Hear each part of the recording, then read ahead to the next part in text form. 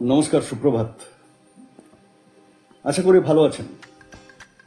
আজকাল ফেসবুকে সত্যি কথা বলে আর লাভ নেই, কারণ সত্যি কথা বললে ফেসবুক সেটাকে হেট স্পিচ বলছে। ফেসবুক বলছে আমরা নাকি মিথ্যে কথা বলছি। প্রচুর রিপোর্ট করছে, অন্ধভক্তরা প্রচুর রিপোর্ট করে যাতে সত্যিটা মানুষের কাছে না পৌঁছায়, সেই জন্য ভিডিওগুলোকে ডিলিট করাচ্ছে ফেসবুক থেকে। যাই হোক, এবার আমি ঠিক করেছি, আমার একটা ফেসবুক চ্যানেল চন্দন চ্যাটার্জি লাইভ বলে আছে। চন্দন চ্যাটার্জি, CHANDAN CHATTERJEE লাইভ, এটা সার্চ করলেই ইউটিউবে আমার চ্যানেলটা পেয়ে যাবেন। এটা অনেক পুরনো চ্যানেল, ভিডিও টিডিও দিই না খুব বেশি। তো এখন ঠিক করেছি, এখন থেকে আমি আমার ইউটিউবেই সব ভিডিও দেব, কারণ জুকু বাবা তো আর আমাদের ভিডিও রাখতে দেবে না। বিভিন্ন রকম ছুতায় নাতায় আমাদের ভিডিও ডিলিট করছে। আজকে যেটা বলতে এসেছি আপনাদের কাছে, ভারতবর্ষে এই মুহূর্তে আমাদের রাজনৈতিক নেতাদের দিকে যদি তাকাই, মানে বিশেষ করে বিজেপি পার্টি এবং সরকারে যে দল আছে বিজেপি, তার প্রধানমন্ত্রী থেকে শুরু করে আরো যারা মন্ত্রিত্বে যারা আছে কেন্দ্রীয় সরকার, দেখলে মনে হয় যেন ভারতবর্ষে কোনো সমস্যা নেই। কোনো সমস্যা নেই। ভারতবর্ষ এখন একটা বিরাট বড় প্রবলেমে আছে, সেটা হচ্ছে অনুপ্রবেশ, যেটা বাংলাদেশ থেকে হয়েছে। পাকিস্তান থেকে কোনো অনুপ্রবেশ হয় না। পাকিস্তান থেকে অনুপ্রবেশ করে বোম ব্লাস্ট করে না। পাকিস্তান থেকে এসে উড়ি হয় না, পুলওয়ামা হয় না, দিল্লি ব্লাস্ট হয় না। বাংলাদেশ থেকে প্রচুর অনুপ্রবেশ হচ্ছে। শয়ে শয়ে কোটিতে কোটিতে বাংলাদেশি অনুপ্রবেশকারী ঢুকে যাচ্ছে পশ্চিমবাংলা, ভারতে। ডেমোগ্রাফি চেঞ্জ করে দিচ্ছে, বিরাট সমস্যা। শুধু তাই নয়, রোহিঙ্গা ঢুকে যাচ্ছে, যে রোহিঙ্গার জনসংখ্যা পৃথিবীব্যাপী ক্যালকুলেট করলে 30 লক্ষ পাওয়া যাবে কিনা সন্দেহ আছে। সেখানে বলা হচ্ছে কোটি কোটি রোহিঙ্গা ঢুকে গেছে। যাই হোক, সেটা নিয়ে আজকে আমি কথা বলতে আসিনি।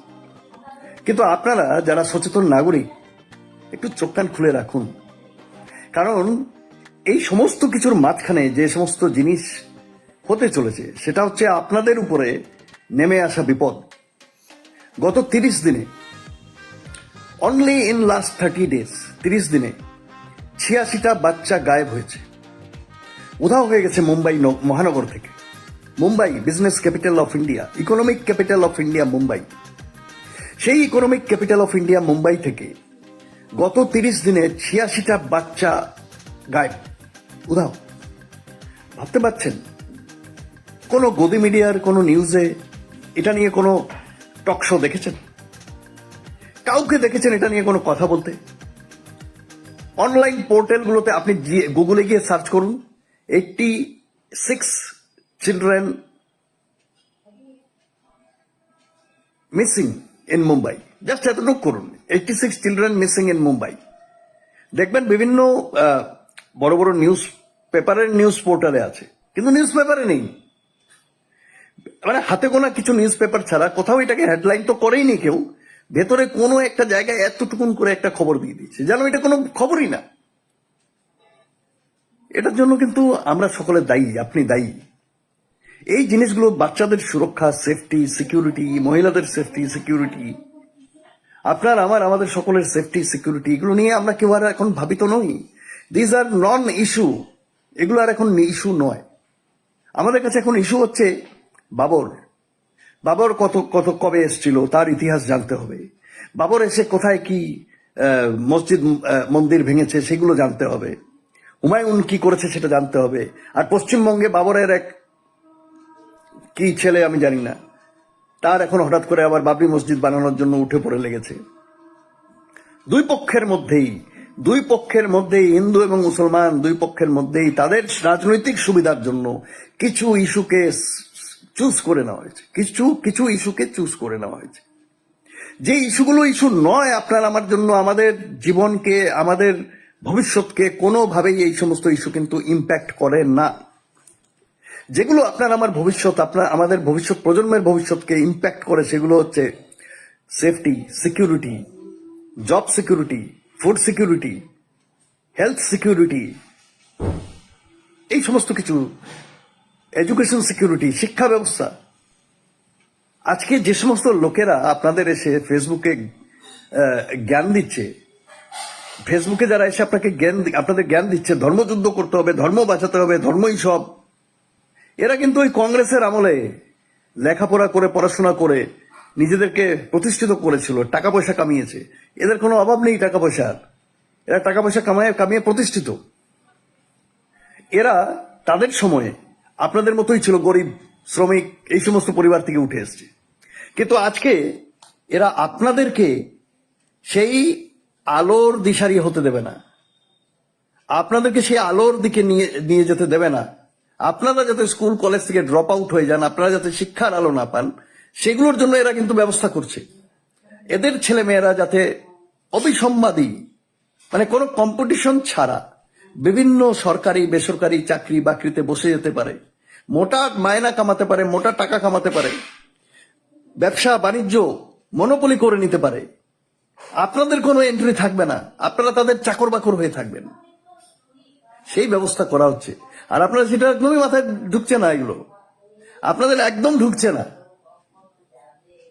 আর যাদের কাছে পয়সা আছে তারা বুঝে গেছে এই দেশ আগামীতে কি অবস্থা গিয়ে পৌঁছবে, আইন আদালত থেকে শুরু করে, আইন কানুন থেকে শুরু করে প্রত্যেকটা মানুষের সুরক্ষার কোথায় গিয়ে দাঁড়াবে এই দেশ।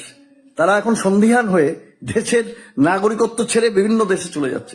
গত 10 বছরে 10 লক্ষর উপরে লোক এই দেশ ছেড়ে অন্য দেশের নাগরিকত্ব নিয়েছে। এখন আপনি যার মাথায় গোবর আছে, গোমূত্র আছে, সে বলবে তা গেছে তো গেছে, আমাদের কি গেল আসলে, গেছে গেছে। কিন্তু না, তারা আপনার মতো আমার মতো সাধারণ মানুষ না, তারা গোবরখোর না। তারা যারা চলে গেছে তাদের কাছে পয়সা আছে, তাদের ব্যবসা ছিল বড় বড়, এখানে দে আর মাল্টি মিলিয়নিয়ার্স, কিছু কিছু বিলিয়নিয়ার্সও আছে। তারা তাদের সম্পূর্ণ ইনভেস্টমেন্ট নিয়ে বিদেশে চলে গেছে। তাদের ইনভেস্টমেন্টে এখানে একটা ফ্যাক্টরি হতো, একটা কাজ হতো, কর্মসংস্থান হতো 50 জনের, সেটা আর এখানে সুযোগ রইল না। তারা চলে যাচ্ছে, কোথায় গিয়ে দাঁড়াবে এই দেশ ভাবতে পারছেন? মুম্বাইতে 86 জন বাচ্চা উধাও, কেউ কথা বলছে না, কারণ আপনার বাচ্চা যায়নি। সুতরাং আপনার ওই ধর্মাধর্ম নিয়ে আর এই হিন্দু মুসলমান, বাবর আর হুমায়ুন নিয়ে, ঔরঙ্গজেব নিয়ে আপনার পড়ে থাকতে ভালো লাগছে। যেদিন আপনার ঘরে এটা ঢুকবে না এই আগুনটা, সেদিন টের পাবেন। সময় আছে, উঠে দাঁড়ান, ভাবতে শিখুন, ভাবাতে শিখুন, কোন দল করবেন, কোন ধর্ম পালন করবেন, কোন ধর্ম প্রচার করবেন, আপনার নিজস্ব একান্ত ব্যাপার, তাতে কেউ তো আপনাকে বাধা দিতে আসছে না কোথাও। কিন্তু নিজের যে সামান্য বিষয়গুলো, যেগুলো আপনার সুরক্ষার ব্যবস্থা করে, যে সমস্ত জিনিস না হলে আপনি এবং আপনার ভবিষ্যৎ প্রজন্মের ভবিষ্যৎ অন্ধকার হয়ে যাবে, সেগুলো নিয়ে একটু ভাবুন, ভাবা প্র্যাকটিস করুন, আপনার ভবিষ্যৎ প্রজন্মের কাজে লাগবে। ভালো থাকবেন। জয় বাংলা, জয় বাঙালি, জয় হিন্দ।